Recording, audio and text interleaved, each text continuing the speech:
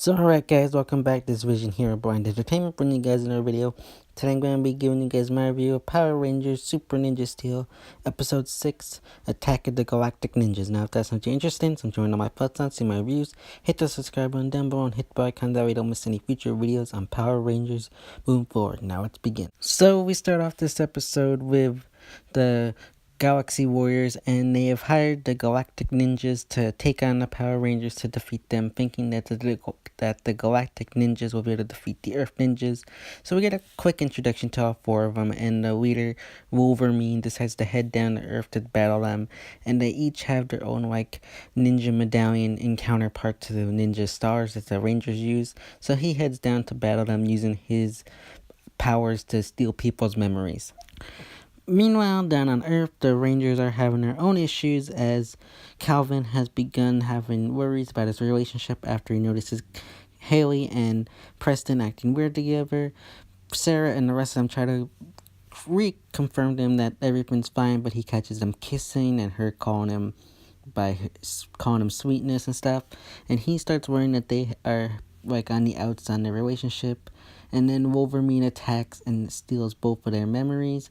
And then Calvin and the rest of them battle Wolverine. However, most of the Rangers except for him and Levi lose their memories, and they are forced to retreat and figure out a way to fight back against Wolverine. So Levi and Calvin take the Rangers back to their base where they try to figure out a way to reverse Wolverine's mind erase powers, and Levi decides to teach them some ninja moves.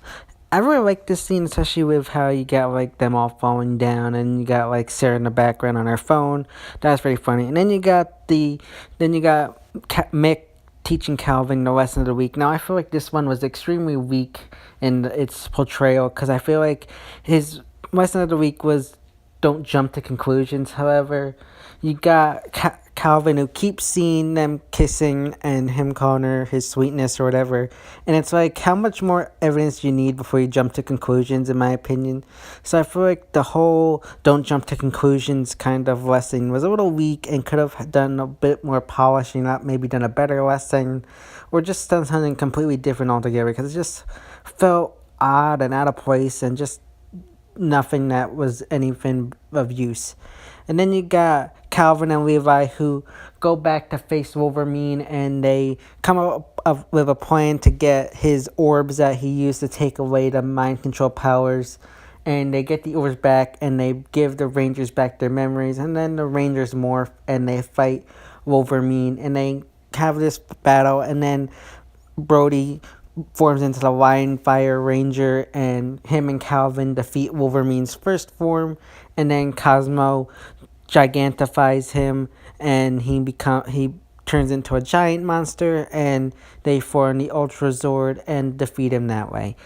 Standard stuff after the fact. I really did enjoy this episode for the first opening act of how they portrayed the Galactic Ninjas. So I really like how they did that, and I think it was such a strong episode to start off the Galactic Ninjas arc. And then after he's defeated, you got Madame Odious who comes down and takes Wolverine's ninja medallion. So I really like this scene, especially how it's like you don't know her entire plan at the moment, and how she's collecting the medallions after the fact, after each one is destroyed. So I really like that, and I wonder how that is going to go into her plan later on and fulfill her ultimate plan, because you can see she has a plan going on there, and I'm very interested to see how Madame Odious is portrayed this season. I feel like she's potential to be one of the best villains of the season in a while, and I'm just hoping they don't drop the ball with her like they have done in previous seasons, because I think she definitely has potential to be some of the greatest villains of the entire series in a very, very long time. So I really hope we get something very exciting from her ultimate plan that is revealed in the mid-season finale. And then at the end of the episode, you get the reveal of what Preston and Haley were really up to, and it's that they were in a play and they were trying to keep it a secret because Haley has stage fright, I guess. And as well as that's pretty cool, it just felt forced in a way. And Preston made me feel very uncomfortable because if you watch him in these episodes, he feels a little too close to the girls in a sense, and a little too handsy, like he's actually moving in on them sometimes. So I feel like Preston just felt a little out there and out of character in my opinion. I wish they'd done something different with this episode. I feel like the play storyline just kind of felt out of place and wasn't necessarily needed. They could have done something a lot different, I feel like. And I just don't understand what they were trying to go for.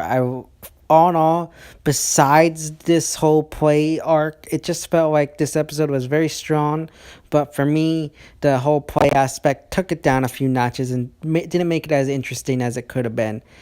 And then you got the whole Victor and Monty stuff. And my God, again, I wish these two characters would just go away. And it's like so unfunny. And they're giving them the Bulk and Skull theme music. And it's like, could you please not give them that music? They are no Bulk and Skull. They are cheap ripoffs who don't deserve to have the theme music play in the background. And it's just so annoying, so ridiculous, and I hate it so much. And they want to get rid of Preston so that Victor can have the main lead in the play. So they think to lock him in his own stage room where he gets dressed or whatever in the costume closet, and then have it shipped off to Africa. And then they end up getting themselves locked in, which is extremely stupid. Like these two are like extremely stupid. Like how are they even in high school sometimes? Like they are some of the dumbest people I've ever seen in a show. And then they end up getting themselves locked in the closet and shipped to Africa.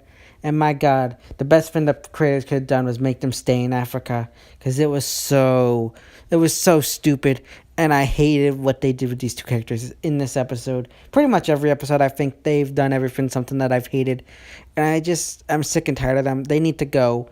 And if I give some piece of advice to anybody working on Beast Morphers next season, do not give us anything like Victor and Monty.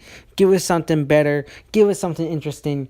And enough of it, because they are just cheap ripoffs, and we don't need them. They just waste time and take away time that could be spent building up the Rangers and giving them more character development, in my opinion.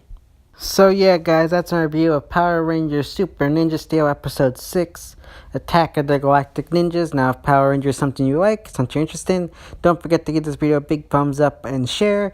And if you like Power Rangers, hit the subscribe button down below and hit the bell icon, that way you don't miss any future videos on Power Rangers moving forward. This has been Vision here with Blind Entertainment, and I will see you next time.